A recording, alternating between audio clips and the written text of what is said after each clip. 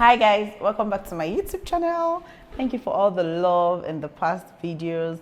The last one we spoke about can you marry as a guy, can you marry someone that earns more than you? And the comments are really hilarious. Anyways, if you're new here, welcome to my channel. I talk about personal branding, lifestyle and career. So make sure to watch all of my previous videos because I'm sure there's something you would enjoy. So today we'll be talking about career. Business people can also relate. So please don't pause. Continue to watch this video. So I want to talk about black tax. Yes, black tax, exactly. But corporate black tax. I know many times when we talk about black tax, it's always about outside of the corporate world. Families, friends, constantly pressing on you to support and give them.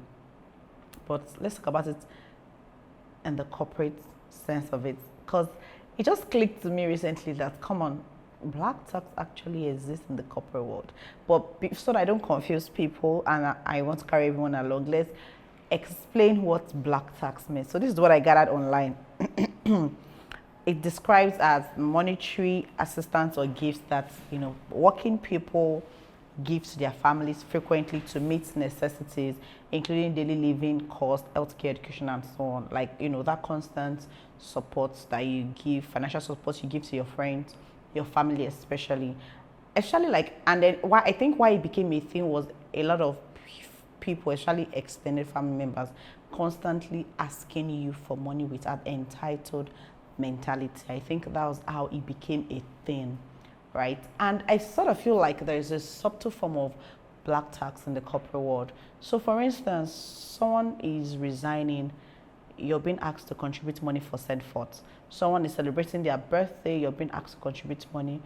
A team member gives birth, is getting married, lost a loved one. There's that constant contribution. And I know that you would say that, oh, after all, you're also going to have something to celebrate and people have to contribute money, to support you. I agree that things like probably when your wedding ceremony, baby child naming ceremony, in the event you lost a loved one or you're sick, I agree that there should be contribution. But what I don't agree with is that you have to guilt trip people when they don't contribute. Because to be honest, personally for me, I budget my finances every month, even before I get paid. At the beginning of every month, I budget in fact, I'm on an autopilot. So because I have constant responsibilities, right? I know what percentage of my money goes to what. I have that template. It's on autopilot, so I just keep rolling it out in the Excel sheet every month, right? So there's some things that I don't allocate for, like I wouldn't know if someone is going to give birth and you just come and meet me because you think, oh, I just got paid. And what I notice is that they usually target salary week or the day you get paid actually, and they'll come and tell you, oh, we just contribute money for some things. So that, I agree that, of course, you need to celebrate with people and support them. But I don't agree with guilt tripping people, making them feel bad. There's a way people will even give you this subtle look like, this one, she doesn't like to drop on you, something like that, right? They judge you just because you think, or you assume someone earns a lot, and then you think that they will have a lot of money to do for that Christmas and just use for giveaway. It doesn't work that way. People plan their lives and they have responsibilities that is not known to you, and nobody owes you an explanation how they spend their money. So I think that yes, it's okay to say, okay, for people that are celebrating special milestones, celebration, you can contribute money for, but there's also some contributions that don't even make sense. Like maybe you have people resigning at work. There was a time in my company where people were resigning like back to back. So in a month, you could have like 5 people that have resigned from different departments, and you get a message saying you should contribute money. Imagine you have it contribute 20K each for 5 people. It makes zero sense. So at some point, we're like, you know what?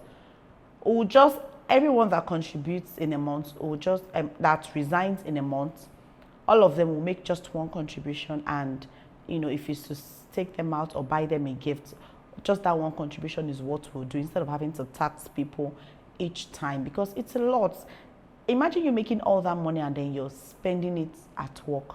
I don't know if it happens, if you've experienced that where you're working, or maybe it can even be like maybe your church environment, where you're constantly having to contribute for this, contribute for that, like things that you don't even budget for, they are not planned for, and they definitely do not fall under emergency plan. Bro, contributing for someone's said fault, you're leaving the nation to a better place, is not an emergency for me. Or Nigeria is doing Independence Day and I should come and contribute. Why?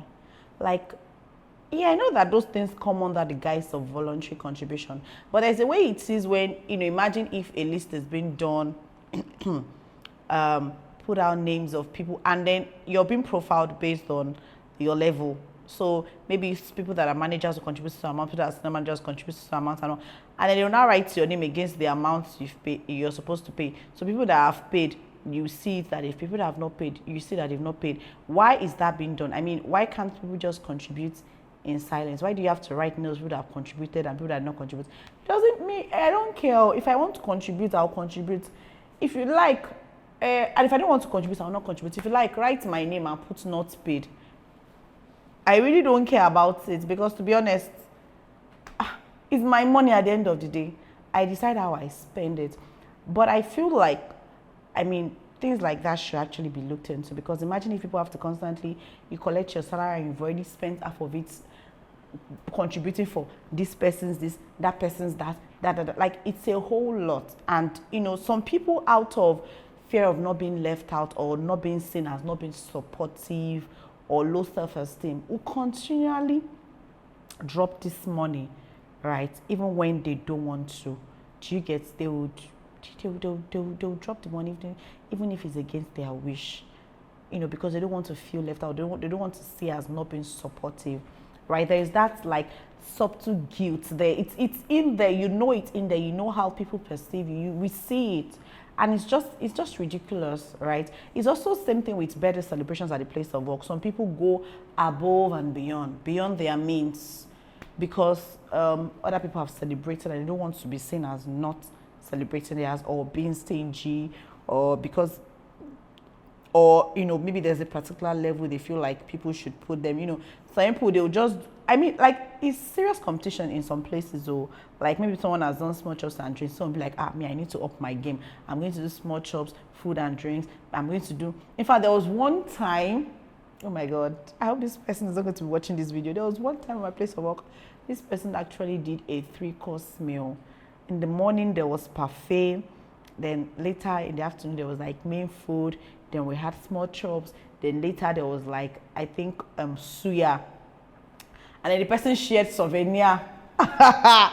I'm like, what? And I'm pretty sure this person is still going to go and celebrate their birthday outside of the office. I'm not judging the person, but I'm just saying that, I mean, that's how the person wants to celebrate its birthday. So imagine you seeing that kind of thing, and now you're being pressured. You're feeling like you should do up to it, all right? And I feel like at the end of the day, it all boils down to individual. These payments are voluntary. Nobody's forcing you to do more than you should do. So you should actually cut your coat according to the number of fabric, the yards that you have, to be honest. But I also think that it's something maybe HR can actually regulate. There are some things that you shouldn't ask people to contribute for. I think that it's a bit weird, my opinion, that people have to contribute for certain things, and that you have to write people's name out against contribution. I mean, it's not like we belong to what was it called? A thrift community where everybody is doing a joy every month, and the name of the person that contributes has to be there. I don't think those things make sense. I mean, corporate black tax is a thing. Like, it's right staring us in the face, but a lot of people don't get to talk about it. Please let me know how it works in your place of work. Even if you're doing a business or something, how does it work? Like, I know that business people also have like different communities and associations they belong to. And they might say one of the association members is like maybe celebrating something, let's contribute money, let's buy this, let's buy. I understand the place of support, but where do you really draw a line? Or is it that you have budget for this kind of things? That, okay, this month, like every month I will allocate a particular sum of money and I'll call it maybe my office support or something like that. Is that how it works? Maybe I can also learn a thing or two from it. But anyways, let me know what you guys think. Please, as usual, don't leave me to all the gist. I'll be engaging in the comment section.